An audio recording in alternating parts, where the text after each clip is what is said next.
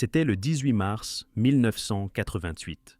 Sur Antenne 2, dans ce créneau de l'après-midi qui rythmait les fins de journée des écoliers français, apparut pour la première fois quelque chose que les téléspectateurs n'avaient encore jamais vu. Un extraterrestre roux et hirsute de la planète Melmac, qui venait de s'écraser dans le garage de la famille Tanner et conquit instantanément des millions de cœurs. ALF arriva en France 2 ans après ses débuts américains. Mais l'accueil fut immédiat et massif. 4 saisons, 99 épisodes et une série de souvenirs indélébiles pour toute une génération. En France, Alf n'était pas qu'une série américaine doublée.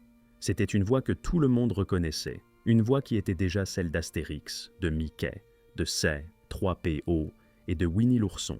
Roger Carrel, légende absolue du doublage français, prêta sa voix à l'alien de Melmac et en fit quelque chose d'encore plus irrésistible, encore plus nôtre. Le saviez-vous? L'un des acteurs principaux de la série détestait tellement son rôle que le dernier jour de tournage, il fit silencieusement ses bagages et quitta le plateau sans dire au revoir à un seul de ses collègues. Le saviez-vous?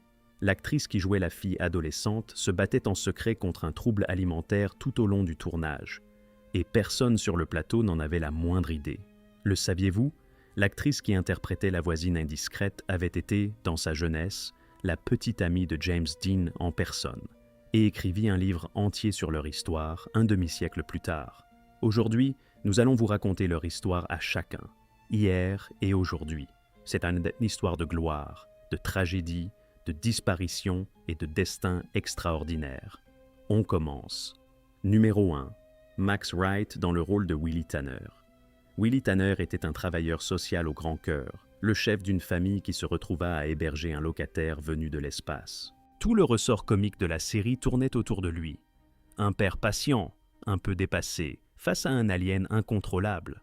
À l'écran, il semblait l'incarnation même du calme. Derrière les caméras, la réalité était tout autre. Max Wright naquit le 2 août 1943 à Detroit, dans le Michigan.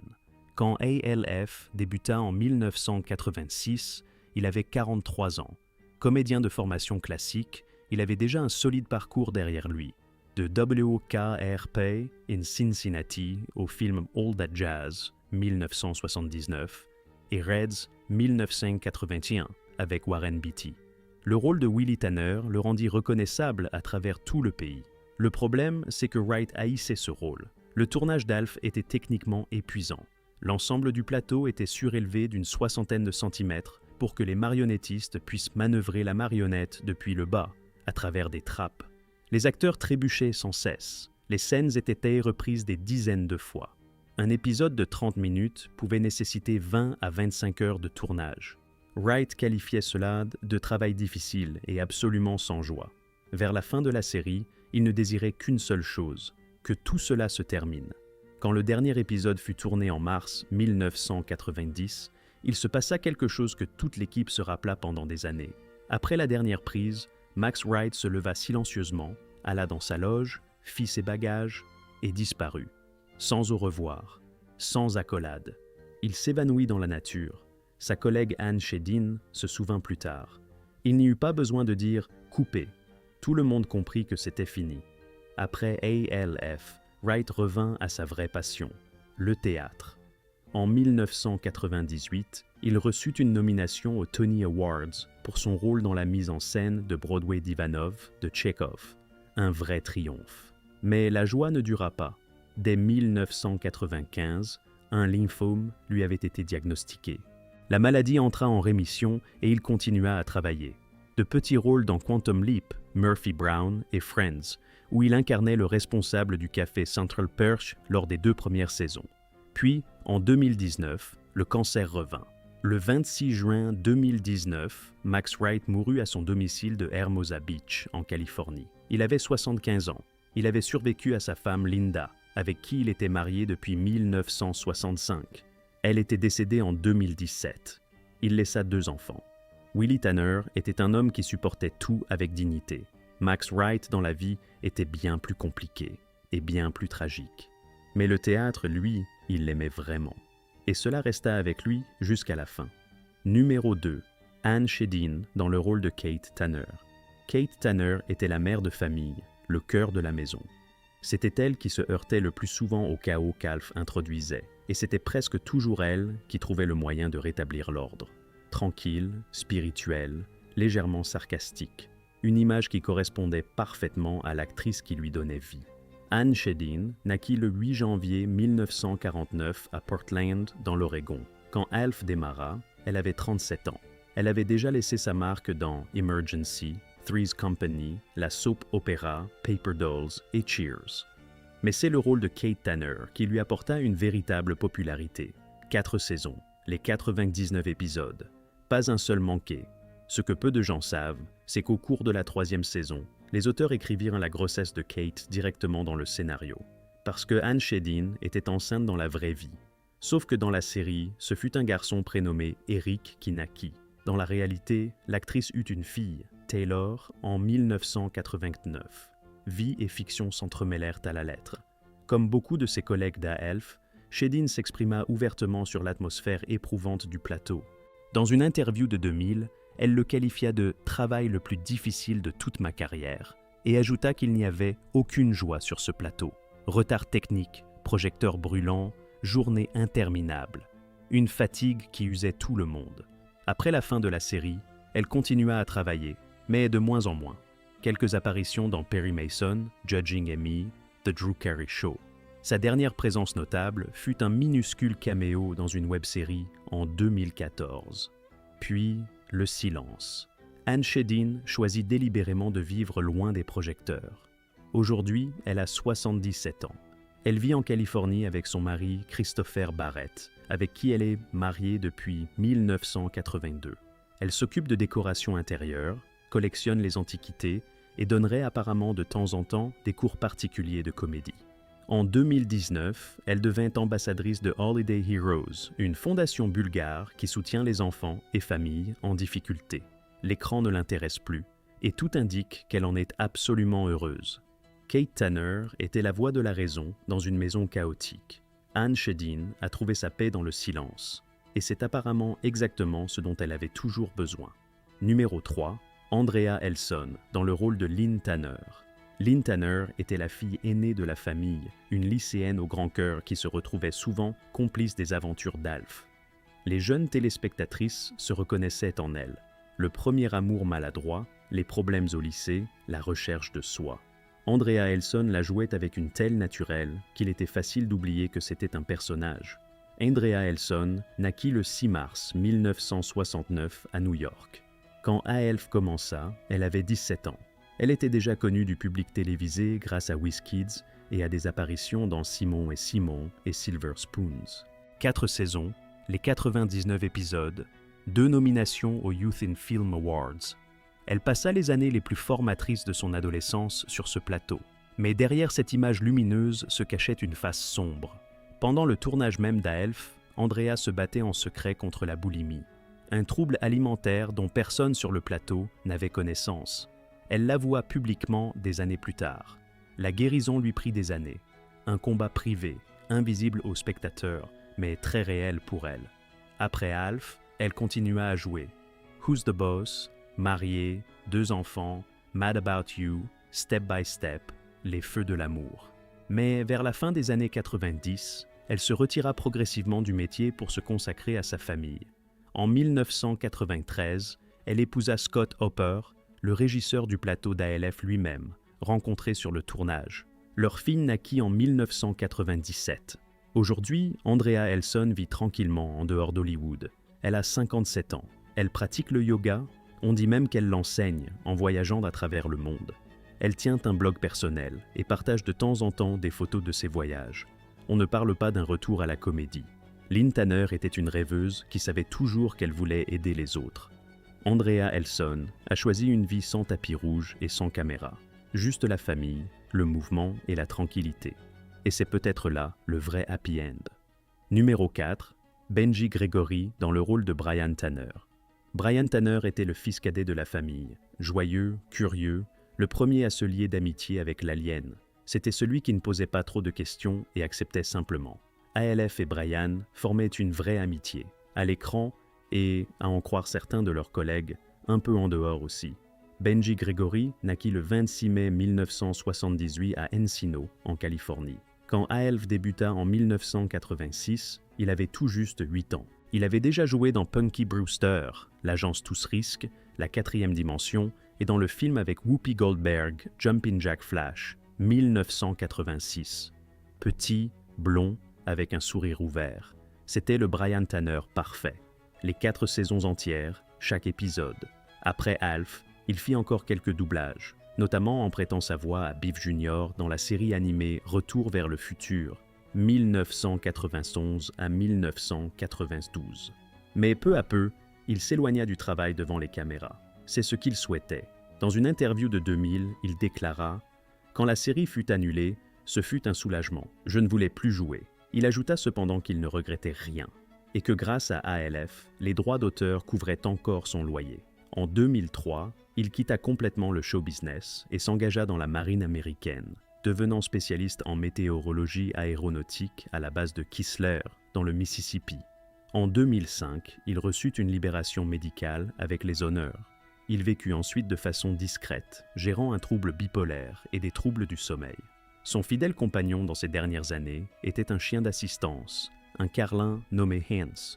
Le 13 juin 2024, Benji Gregory fut retrouvé mort dans sa voiture sur le parking d'une banque Chase à Peoria, en Arizona. Il avait 46 ans. Son chien Hans avait également péri à ses côtés. Selon le médecin légiste, la cause du décès fut une exposition à la chaleur environnementale, dans un contexte de cirrhose hépatique. Une tragique conjonction de circonstances lors d'une vague de chaleur dévastatrice en Arizona. Il était apparemment allé là la veille déposer un chèque de droit d'auteur. S'était endormi dans sa voiture et ne s'était jamais réveillé. Sa sœur écrivit « Ben était un fils, un frère et un oncle merveilleux. Il savait nous faire rire. Le petit Brian Tanner avait grandi et était parti bien trop tôt. Il n'avait que 46 ans. » Numéro 5, John LaMotta dans le rôle de Trevor Oshmonek. Trevor Oshmonek était le voisin indiscret de la famille Tanner. Bruyant, direct, dépourvu de tout sens des limites, un vétéran de la guerre de Corée qui débarquait sans frapper à 7 heures du matin avec la même désinvolture qu'à minuit. Un homme qui n'avait jamais entendu le mot « vie privée » et qui n'aurait probablement pas su expliquer ce qu'il signifiait. Il regardait par les fenêtres, fouillait dans le jardin des autres, commentait tout et tout le monde. Et pourtant, il ne remarquait jamais rien de suspect, même quand les choses les plus stupéfiantes se passaient littéralement sous son nez. C'était précisément le cœur de son charme comique. Une cécité absolue, monumentale, face à l'évidence. Le voisin parfaitement insupportable qui, en même temps, est trop obtus pour représenter un vrai danger. Exactement le type de personnage né pour John LaMotta. Un acteur capable de jouer un bouffon irritant de telle façon que le public le détestait et l'aimait en même temps. John LaMotta naquit en 1939 à New York. Quand Alf démarra en 1986, il avait environ 47 ans. Il avait déjà derrière lui une longue et solide carrière télévisée de second rôle, l'un de ces acteurs dont le public reconnaissait le visage sans connaître le nom. Barney Miller, Hill Street Blues, Growing Pains, une série de rôles dans des feuilletons populaires qui lui avaient rebâti la réputation d'artisan fiable du petit écran. Dans ALF, il apparut dans 41 épisodes, plus que tout autre acteur secondaire dans toute l'histoire de la série. Pendant 4 saisons, Trevor Oshmonek débarquait, faisait du bruit, soupçonnait et repartait sans avoir rien compris. LaMotta le jouait avec une bravoure si constante et si convaincue que le personnage devint l'un de ceux qu'on n'oublie pas. Trevor Oshmonek devint son rôle le plus reconnaissable et la plus profonde ironie de sa carrière, que cela convienne à LaMotta ou non, et ça ne lui convenait pas du tout. En 2010, quand une vieille polémique liée à un épisode controversé d'Alf ramena brièvement la série sur le devant de la scène, LaMotta accorda une interview qui fit rapidement le tour d'Internet. Il n'y alla pas par 4 chemins. Son verdict sur la série. « Je pensais qu'Alf était une merde totale, le pire travail de ma vie. Aucune explication, aucune réserve, aucun diplomatique, mais j'apprécie les fans. Juste une amertume brute, sans fioriture. Des mots amers de la part d'un homme que des millions de spectateurs se rappelaient précisément grâce à ce rôle, et qui le savait probablement très bien, ce qui ne faisait qu'accentuer la frustration. Après Elf, il continua à travailler, parce qu'il était un professionnel et que le travail se trouvait. Frasier, ER, The Nanny, Vampire à Brooklyn, 1995, avec Eddie Murphy, The Godson. Ce n'étaient ici peut-être pas de grands rôles, mais ils étaient nés réguliers et prouvèrent que le secteur ne l'avait pas oublié. Son dernier crédit documenté fut un rôle de doublage dans le court-métrage de 2004 Ra, à Sin City Yarn, puis Le Silence. Aucun nouveau projet, aucune interview, aucune rencontre avec les fans. Comme s'il avait à un moment simplement décidé de quitter la scène à ses propres conditions, sans fanfare et sans discours d'adieu. John LaMotta mourut le 29 janvier 2014 à Los Angeles. Il avait 75 ans. Il s'en alla tranquillement, mais, on peut l'imaginer, avec des comptes non réglés vis-à-vis de sa propre carrière. Il ne se réconcilia jamais publiquement avec le rôle qu'il avait défini aux yeux du monde. Ne trouva jamais en tout cela cette paix ironique qui vient avec l'âge à certains acteurs. Trevor Hochmonek entrait chez les Tanner sans invitation, sans prévenir et sans le moindre sentiment de culpabilité. John LaMotta se retrouva dans ce rôle de façon similaire, par hasard, avec élan et sans issue de secours, et il ne le lui pardonna jamais. Mais le public se souvient de lui. Il se souvient de la voix, du visage, de cette façon caractéristique d'ouvrir les portes des autres comme si c'était les siennes. Et ça, on ne peut plus le changer. Numéro 6, Liz Sheridan dans le rôle de Raquel Hochmonek. Raquel Hochmonek était l'autre moitié du couple de voisins. Une commère invétérée qui soupçonnait tout le monde de tout, mais ne pouvait jamais rien prouver. Elle regardait toujours par la fenêtre, toujours persuadée que quelque chose d'étrange se passait de l'autre côté de la rue. Elle était interprétée par une actrice dont la biographie aurait pu remplir 3 vies différentes. Liz Sheridan naquit le 10 avril 1929 à Rye, dans l'État de New York. Quand elle rejoignit le cast d'Alf en 1986, elle avait 57 ans, mais derrière elle s'étendaient déjà des décennies de parcours, danseuse de cabaret professionnelle, chanteuse, comédienne de Broadway. En 1977, elle avait partagé la scène avec Meryl Streep et Christopher Lloyd dans la comédie musicale Happy End. Mais la plupart des gens ignoraient un détail particulier de son passé. Au début des années 50, quand tous deux étaient jeunes et sans le sou à New York, Liz Sheridan était la petite amie de James Dean. Oui, lui-même. Leur romance dura plusieurs années. En 2000, elle publia un livre de mémoires à ce sujet, Dizzy et Jimmy, My Life with James Dean, A Love Story, qui fit l'effet d'une révélation. Elle décrivait cette époque comme tout simplement magique. Dans ALF, elle apparut dans plus de 30 épisodes. Mais après la fin de la série, un rôle encore plus grand l'attendait. De 1990 à 1998, elle joua la mère de Jerry Seinfeld, Ellen, dans la légendaire sitcom Seinfeld, la seule actrice secondaire à être apparue dans les 9 saisons de cette série. Jerry Seinfeld lui-même écrivit à son sujet après sa mort. Liz était toujours la maman de télévision la plus douce et la plus adorable qu'on puisse espérer. Liz Sheridan s'éteignit le 15 avril 2022, exactement 5 jours après son 93e anniversaire, paisiblement, dans son sommeil, de cause naturelle. Elle était la dernière parent survivante du cast de Seinfeld, une actrice dont le parcours traversait plusieurs époques du divertissement américain et qui conserva son élégance jusqu'au bout. Raquel Hochmonek ne réussit jamais à démasquer Alf. Liz Sheridan, elle, obtint quelque chose de plus grand, une forme d'immortalité à l'écran. Numéro 7. Anne Meara dans le rôle de Dorothy Halligan. Dorothy Halligan était la mère de Kate, la grand-mère des enfants Tanner. Haute en couleur, autoritaire et absolument irrésistible. Elle adorait les courses hippiques, le tricot et était prête à se disputer avec n'importe qui, même avec un visiteur venu de l'espace. Elle était jouée par une actrice qui était déjà une légende de la comédie bien avant Alf. Anne Meara naquit le 20 septembre 1929 à Brooklyn. Quand elle rejoignit Alf en 1987, elle avait 58 ans et portait avec elle une carrière que bien des acteurs lui auraient enviée. Avec son mari Jerry Stiller, elle formait l'un des duos comiques les plus célèbres de l'histoire américaine. Stiller and Meara, 36 apparitions au The Ed Sullivan Show, des centaines de rôles au cinéma et à la télévision. Et oui, c'était la mère de Ben Stiller. Dans Alf, elle apparut dans 8 épisodes et écrivit même l'un des scénarios. Après la série vinrent Archie Bunker's Place, All My Children, The King of Queens, Sex and the City et La Nuit au Musée, 2006, aux côtés de son propre fils Ben. Sa carrière ne s'interrompit pas pendant près de 60 ans. 4 nominations aux Emmy, une nomination au Tony. Anne Meara s'en alla le 23 mai 2015 à Manhattan. Elle avait 85 ans. Dans ces dernières années, elle avait subi plusieurs AVC. Elle et Jerry Stiller furent ensemble pendant 61 ans. Dorothy Halligan était une femme avec qui on ne pouvait jamais avoir raison. Anne Meara était exactement comme ça, mais dans la vraie vie. Numéro 8, Mihaly Michou Mésaros, le corps d'Alf. C'est l'un des faits les plus stupéfiants de toute l'histoire de la série. Quand Alf apparaissait à mi-corps dans un plan, c'est le marionnettiste Paul Fusco qui le manipulait et lui prêtait sa voix. Mais chaque fois qu'Alf devait être montré en pied, un être humain en chair et en os entrait dans le costume. Cet être humain, c'était Mihaly Michou Mésaros. Michou Mésaros naquit en 1939 en Hongrie. Il mesurait à peine 83 cm. C'était l'un des artistes de cirque les plus célèbres au monde. Il avait commencé au cirque d'État hongrois avant de s'installer aux États-Unis et de devenir une vedette du cirque Ringling, Bros and Barnum et Bailey. Quand les créateurs d'Alf eurent besoin de quelqu'un capable d'entrer dans un costume d'alien grandeur nature, le choix était évident. Michou n'était pas crédité au générique de la série. Sa contribution resta pratiquement invisible au grand public pendant des années.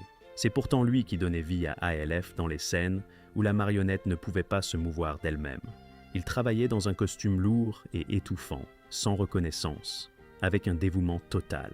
Après ALF, Michou continua à se produire dans le cirque et prit part à divers projets.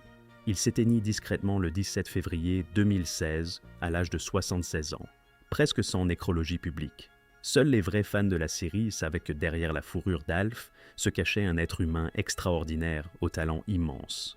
Un petit géant que l'histoire a failli oublier. Numéro 9, Josh Blake dans le rôle de Jake Oshmonek. Jake Oshmonek était le neveu des voisins antipathiques, un adolescent avec un passé difficile. Son père en prison, sa mère kleptomane, son frère derrière les barreaux. Malgré tout, Jake s'avéra être un garçon bien. C'était le seul étranger à découvrir l'existence d'Alf et il devint un vrai ami de Brian. Il apparut en deuxième saison et donna immédiatement une nouvelle énergie aux histoires. Josh Blake, son vrai nom est Josh Buxbaum, naquit en 1975. Quand il rejoignit ALF en 1988, il avait environ 13 ans. Le rôle de Jake lui offrit 15 épisodes et une petite place mais mémorable dans l'histoire de la série. Avant Alf, il était apparu dans Spencer et quelques autres projets. Après la fin du show, il continua à travailler dans le cinéma, notamment dans My Stepbrother Frankenstein et quelques productions télévisées des années 90. Mais sa carrière s'essouffla peu à peu, et au début des années 2000, il se retira presque complètement de la comédie. En 2026, Josh Blake a environ 51 ans. On ne trouve presque aucune information publique sur ce qu'il fait aujourd'hui. Il ne participe pas aux réunions du cast d'ALF. Il n'a pas de présence active sur les réseaux sociaux. C'est l'un de ceux qui semblent s'être dissous après les images de leur jeunesse, ne laissant derrière eux que les souvenirs des spectateurs qui les virent grandir. Jake Oshmonek savait garder un secret. Josh Blake a fait de sa propre vie un secret. Numéro 10, Jim G. Bullock dans le rôle de Neil Tanner. Neil Tanner était le frère cadet de Willie. Sympathique, un peu brouillon, ce genre de type qui atterrit sur votre canapé après une rupture et devient d'une façon ou d'une autre le préféré de toute la maison, ALF compris. Malgré seulement 5 épisodes, son personnage laissa une vraie empreinte dans les dernières saisons de la série. Jim J. Bullock naquit le 23 février 1952 à Hillsboro, au Texas. Quand il rejoignit ALF en 1989, il avait 37 ans. Son plus grand rôle jusqu'alors avait été la sitcom Too Close for Comfort, 1980 à 1987, dans laquelle il joua pendant plusieurs saisons. Bullock fut l'un des premiers hommes ouvertement homosexuels dans le monde du spectacle américain. En 1995, il rendit public son statut séropositif, un geste courageux à une époque où c'était encore un profond tabou social. Après ALF, il continua à travailler. Hollywood Square, productions théâtrales à Broadway, apparitions invitées dans divers shows. Il devint militant pour les droits LGBT et la lutte contre la stigmatisation du VIH. En 2026, Jim J. Bullock a 74 ans. Il reste une figure publique, apparaissant sur des podcasts, des événements nostalgiques et accordant de temps en temps des interviews sur son parcours. Neil Tanner était un excentrique au grand cœur. Jim J. Bullock est un homme d'un vrai courage. Numéro 11, Paul Fusco. La voix et l'âme d'Alf. Le voilà. L'homme sans qui il n'y aurait eu ni série, ni ALF lui-même. Paul Fusco, créateur, marionnettiste, voix, producteur et moteur de tout le projet. C'est lui qui, au milieu des années 80, se présenta avec une marionnette poilue dans les bureaux des producteurs et convainquit NBC que ce serait un succès. Il n'y croyait pas. Il avait raison. Paul Fusco naquit le 29 janvier 1953 à New Haven, dans le Connecticut. Quand le premier épisode d'ALF fut diffusé en septembre 1986, il avait 33 ans. Il manipulait la marionnette depuis le bas, à travers des trappes dans le plancher, pour chaque épisode, accroupi dans l'espace sombre et confiné, sous le plateau surélevé, dans la chaleur. Un travail éreintant, mais c'est ce travail qui donnait vie à ALF. En France, ALF s'appelait de la voix de Roger Carrel, le grand maître du doublage français, déjà voix d'Astérix, de Mickey Mouse, de C3PO et de Winnie l'ourson. Pour les Français, cette voix malicieuse et inimitable, c'était ALF. C'était elle que les enfants imitaient dans les cours de récréation. C'était elle que les adultes entendent encore dans leur tête quand le nom de la série est prononcé. Roger Carrel s'éteignit le 11 septembre 2020 à l'âge de 93 ans, laissant un vide immense dans le paysage du doublage français et dans la mémoire collective de toute une génération. Ce que peu de gens savent, c'est que la voix d'Alf changea en cours de route pendant la première saison américaine. Dans les tout premiers épisodes, l'alien parlait avec un timbre plus grave et plus rauque. Fusco passa ensuite au registre plus haut et plus amical que tout le monde connaît. C'est pourquoi, dans certaines séquences utilisant des images d'archives, on peut parfois déceler une différence. Après la fin d'Alf, Fusco refusa de laisser mourir le personnage. Alf réapparut dans Blossom, Hollywood Square, Love Boat, The Next Wave, Mr. Robot, Young Sheldon, Les Simpsons et Impractical Joker. En 2004, la chaîne TV Land diffusa Alf's Hit Talk Show, un vrai talk show avec la marionnette comme présentateur, recevant des guests comme Henry Winkler et Drew Carey. En 2012, Sony acquit les droits pour un film en CGI. Ce projet n'est toujours pas sorti. En 2026, Paul Fusco a 73 ans. Il est toujours marié à Linda, avec qui il s'unit en 1978. 48 ans ensemble. Il apparaît encore parfois en public en tant qu'Alf. Et le public rit encore, parce que certaines choses ne vieillissent tout simplement pas. Numéro 12, et c'est la position spéciale, ALF lui-même. Vrai nom, Gordon Shumway. Planète d'origine, Melmac. Année d'arrivée sur Terre, 1986. Taille, environ 90 cm. Plat préféré, les chats. Sujet favori, lui-même. Trait distinctif. L'optimisme indestructible d'une créature qui a tout perdu, sauf le sens de l'humour. En France, ALF devint rapidement bien plus qu'une série américaine passant à la télévision. Il fut l'un de ces personnages qui s'installèrent dans le quotidien des familles. Sur Antenne 2, dans ce créneau de l'après-midi, regardé avec les parents, avec les frères et sœurs, tout le monde riant ensemble devant le poste. Sa voix, celle de Roger Carrel, en fit quelque chose de français, quelque chose d'intime. Et les Français s'en souviennent comme de quelque chose qui leur appartient vraiment. Jouets en peluche, classeurs scolaires, cahiers, affiches, cassettes, VHS. Le visage d'Alf était partout. En Allemagne de l'Ouest, il était tellement populaire que le comédien qui l'y doublait, Tommy Piper, enregistra 2 albums musicaux en son nom. Et ils se vendirent. La série fut diffusée en Italie, en Nouvelle-Zélande, au Royaume-Uni, aux Philippines, au Guatemala et dans des dizaines d'autres pays. Et en France, elle fut rediffusée encore et encore, sur Antenne 2, puis France 2, puis à la 5e, Canal Jimmy, RTL9, M6, et même récemment sur Gulli en 2024. En mars 1990, la série se conclut sur un cliffhanger douloureux. ALF était finalement capturé par l'armée. NBC avait promis une 5e saison, puis se rétracta à la dernière minute. Des millions de spectateurs restèrent sans fin. Ce n'est qu'en 1996 qu'ABC diffusa le téléfilm Projet ALF, qui offrit enfin à l'alien une vraie conclusion, et la liberté. Quant au personnage lui-même, il est bien vivant. En 2024, ALF apparut dans Impractical Jokers. En 2023, il fit une apparition dans Les Simpsons. Des discussions sont en cours pour un film en CGI. Paul Fusco ne lâche pas sa créature. Et le public non plus. Certains pensent qu'Alf n'est qu'une marionnette. Non, c'était un personnage capable d'être à la fois désopilant et profondément émouvant. Un personnage qui parlait de la menace nucléaire dans une sitcom familiale, qui enseignait quelque chose de silencieux et de vrai. Protège ce que tu aimes de ceux qui ne comprendraient pas. Il y a 40 ans, il s'écrasa dans le garage de la famille Tanner, et il n'en est jamais vraiment parti. Pas plus qu'il n'est vraiment parti de nos après-midi d'enfance. Voilà ALF, 40 ans après. Une série qui ressemblait à une histoire légère sur un alien poilu. Et derrière les caméras, des vies vraies, des tragédies vraies, des disparitions silencieuses et de rares triomphes.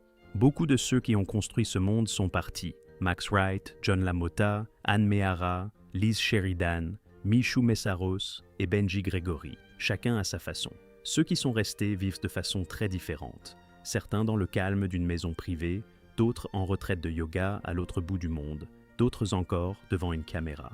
Mais ALF vit, parce que certains personnages survivent à leur créateur. Certaines histoires survivent au temps. Si cette vidéo vous a plu, likez et abonnez-vous à la chaîne. Et dites-nous dans les commentaires, quel membre du cast d'ALF vous a le plus surpris? Quel était votre personnage préféré? Et l'avez-vous regardé enfant sur Antenne 2? Ou l'avez-vous découvert plus tard, sur une rediffusion? Écrivez-nous. On a vraiment envie de le savoir.